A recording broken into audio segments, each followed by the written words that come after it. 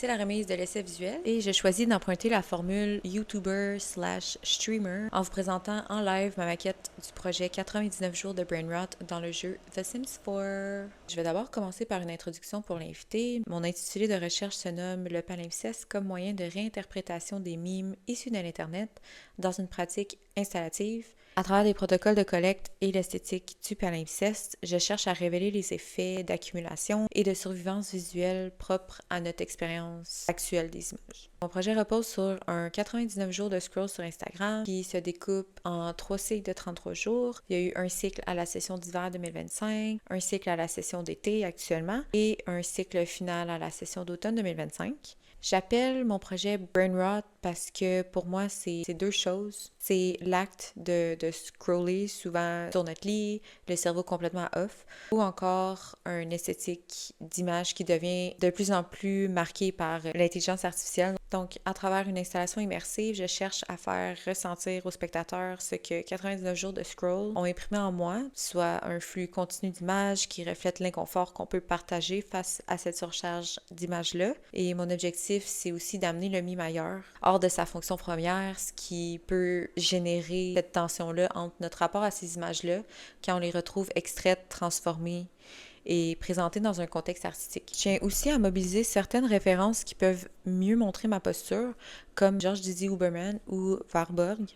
Je ne sais pas si je le prononce bien. Pour les montages mémoriels et les images comme survivance, dans l'idée où, pour moi, les mimes sont des témoins de notre époque puis sont indestructibles. Et aussi l'atlas personnel que je veux créer avec mon installation, comme une entrée vers mon lore et une tension mentale, affective et politique avec les images.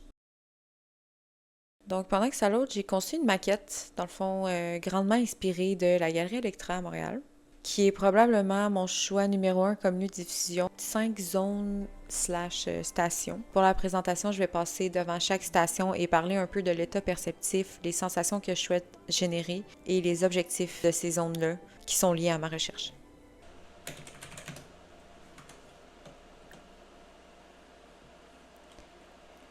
Une idée un peu de l'espace.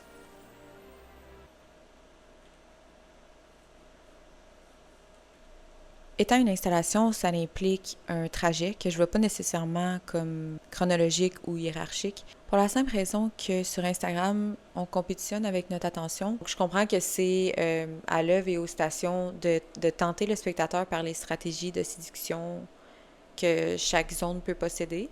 Alors, on entre et on va commencer avec la pile d'images. Ça va être tous les mimes que j'aurais captés lors de ma collecte de 99 jours. Je crois que ça va être environ 7000 images. Exploré la session dernière. C'était pendant ma première collecte de 33 jours, il y avait environ 3000 images. Puis je suis venue les imprimer puis les empiler dans l'installation.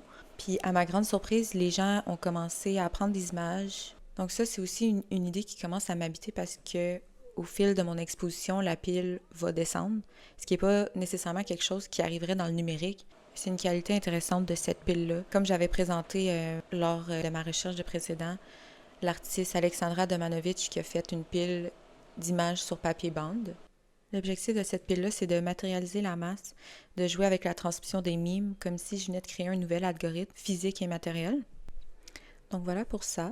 On va ensuite aux images suspendues. Donc, j'ai installé dans la classe un échantillon parce que dans les Sims, je pouvais juste jouer avec la disposition. Donc, l'état perceptif de cette station-là, c'est vraiment l'effet de transparence, les échos que la superposition d'images peut générer. On travaille aussi avec l'effet du palimpseste, les nouveaux récits que ça peut générer de superposer différents mimes ensemble. Il y a la fenêtre qui permet de lire ou d'essayer de décortiquer l'œuvre de l'extérieur. Et il y a aussi la lumière qui vient travailler la transparence. L'objectif ici, c'est de jouer avec l'accumulation et le palimpseste, de voir les couches et de construire des nouvelles interprétations avec les mimes. Les images dans l'échantillon, c'est des planches contact qui rappellent la fragmentation de nos algorithmes sur Instagram. Je pense notamment à une For You page, par exemple. Donc, cet assemblage de mimes en grille superposé à d'autres images en grille qui sont aussi placées vraiment librement et intuitivement vient amener la lecture du mime ailleurs, dans un espace ou une lecture qui peut sembler énigmatique. On se dirige maintenant vers les écrans. Donc, cette station-là sert de représentation et de documentation.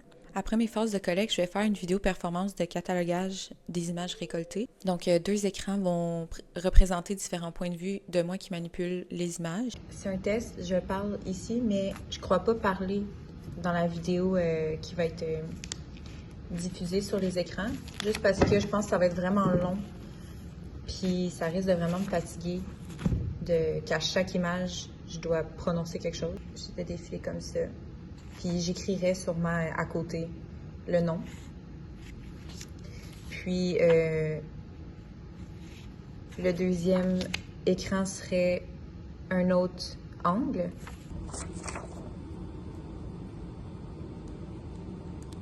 Pendant que je manipule les images, je vais trouver des thèmes ou des catégories pour chaque mime afin de venir créer une genre de table de matière de ces mimes-là qui serait sur le troisième écran. Ça pourrait être intéressant que ça défile, un peu comme ça, mais que ça serait tous les thèmes des mimes. Bref, je vais rapidement et un peu intuitivement. L'objectif de cette station-là, c'est vraiment de rendre le tri visible et créer ce rapport de proximité que j'ai eu avec ces images-là. On comprend aussi le lien entre cette documentation et la pile d'images que les gens peuvent partir avec, en pensant au thème qui peut être relié. Il y aurait des cases d'écouteurs pour les 2 chaises, pouvoir écouter le son en live de la performance, qui serait plus axé sur le côté ASMR de la manipulation du papier, le crayon sur la feuille qui écrit les thèmes. Donc ça peut être vraiment plus axé là-dessus. Donc ça revient un peu à l'expérience différente de la consommation des mimes. Pour les chaises de gaming, il y a l'œuvre The Tower qui m'avait évoqué cette espèce de disposition-là. Je crois que ces objets, les chaises, reflètent le bureau, le travail, mais à la fois le loisir et la relaxation. Puis pour moi, dans cette œuvre-là, souvent j'étais à mon bureau en train de multitask pendant que je scrollais parce que je voulais pas perdre ce temps-là. Il y a aussi que cette vidéo performance sera probablement postée sur YouTube comme une série, genre une vidéo par cycle, vu que ça reste d'être des vidéos quand même assez longues. Donc la chaise de gaming a aussi un lien avec mon rapport au numérique, comme j'ai mentionné dans ma partie lore de ma recherche de précédent. La partie projection, donc je l'ai placée en 2 projections.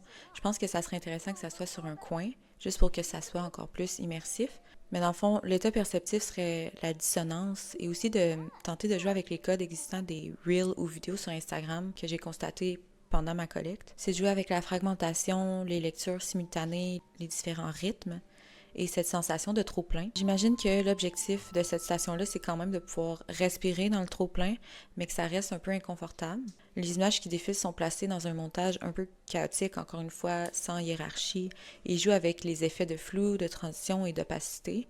J'apprécie le flou dans le montage. Ça me fait penser à l'artiste Thomas Ruff avec sa série Nudes. Puis en fait, quand je tombe sur un mime brouillé pendant que je fais un montage vidéo, il y a quelque chose de troublant dans cette perte de repères-là. Ça évoque à la fois l'esthétique de certaines vidéos sur Instagram ou des shorts sur YouTube qu'on peut voir, comme cette vision double. La vidéo que je présente, c'est pas achevé encore, mais je pense que c'était plus pour vous donner une idée de l'ambiance. Donc, projection axée sur la dissonance, voilà. Finalement, c'est un peu un point d'interrogation pour l'instant, mais j'ai comme eu un flash. Ça pourrait être un sujet de discussion, mais en fait, l'intégration d'objets familiers, puis tu sais, des objets vraiment personnels comme mon lit, littéralement mon lit et mon tapis roulant. Quand je scrollais pendant mes collectes, c'était soit évaché dans mon lit ou j'essayais vraiment d'être productive et je scrollais pendant que je faisais des pas sur mon tapis roulant. Leur objectif serait l'ancrage du vécu corporel de cette collecte-là. Par exemple, le lit serait vraiment isolé sur des tatamis. Le tapis roulant roulerait durant l'expo. Ça ferait aussi que les gens seraient moins portés à interagir avec ces objets-là. Il y aurait cette espèce de distance-là. Je trouvais que ça venait peut-être bien incarner la tension entre mon désir de rester productive puis l'acte de scroll qui nous ramène dans un espace de transe. Donc, ce projet, comme ma recherche s'inscrit dans la continuité de mes préoccupations, celle du rapport à l'image dans sa forme banale et répandue aujourd'hui, le mime. Je vise un impact sensoriel, aussi un miroir critique en explorant où se situe l'inconfort face à ces images-là. Aussi voir l'esprit de communauté ou de la mémoire collective que ça peut générer. Et de déplacer un peu ce doom scrolling-là ou ce brain rot-là vers un protocole artistique qui est mis de l'avant dans une installation. Donc, en entrant dans cet espace-là, le spectateur ne regarde pas seulement des mimes, mais il est confronté à tout un processus d'appropriation, de traitement et de témoignage par l'image. Merci!